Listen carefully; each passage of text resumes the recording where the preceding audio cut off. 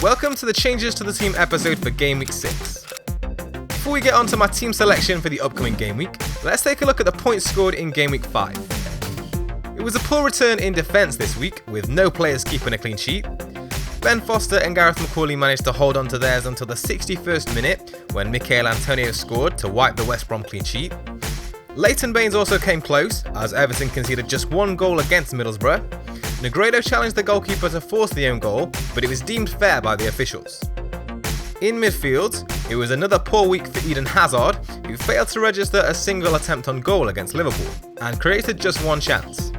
Ozil was also not at his best, failing to return during Arsenal's 4-1 win over Hull. Michail Antonio scored his 5th goal of the season, and took 8 attempts during the game, which was more than any other player in Game Week 5. Raheem Sterling also impressed, with a goal and an assist in Man City's 4-0 win over Bournemouth. As for the forwards, Christian Benteke somehow failed to pick up returns during his team's 4-1 win over Stoke. The Belgian striker failed to register a single attempt on goal. Zlatan Ibrahimovic was slightly fortunate to be awarded the assist for Man United's goal, but making him captain ahead of Romelu Lukaku proved to be costly. The Belgian was also slightly fortunate, however, providing a rather soft assist and stretching to make the finest of touches on Bolassi's cross to claim the goal.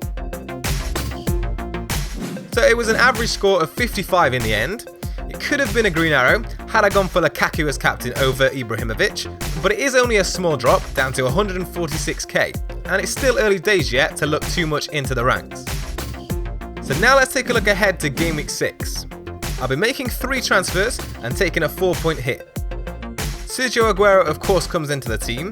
The Man City striker is eligible to face Swansea this weekend after serving the final game of his suspension midweek.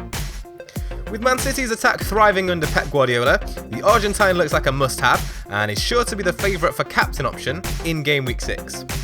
Roberto Firmino also comes into the team. He's expected to recover from a slight groin strain to be available for Liverpool's home fixture against Hull. The Brazilian has attempted 14 assists in 4 appearances.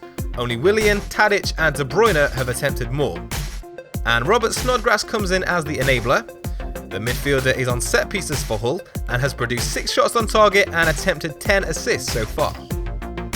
Eden Hazard is one of the players who makes way. The Belgian had a great start to the season, but has since looked less impressive and has managed just 1 shot on target during the previous 2 game weeks. Ozil is also leaving the team. The midfielder has been creating chances, but not quite on the scale he managed last season, and he's had no involvement in Arsenal's last 6 goals.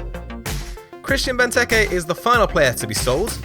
Someone had to make way for Aguero, and it was between Benteke and Ibrahimovic, but with Benteke failing to produce an attempt on goal during his team's 4-1 win over Stoke, and back-to-back home games coming up for Man United, it's the Belgian striker that makes way.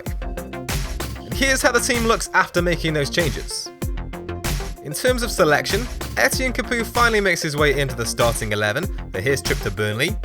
He scored 4 goals from 5 shots on target so far, which seems unsustainable, but part of the reasoning behind bringing Snodgrass in was to create space to play Capoue for the next 2 game weeks. Sergio Aguero will take back the captaincy. The Argentine is sure to be a favourite on his return to face a Swansea side that are ranked 16th in terms of goal attempts conceded. Man City have produced 32 attempts on target so far, only Everton have managed more. And as always, be sure to follow FPLtips on Twitter to be informed of any late changes to the team.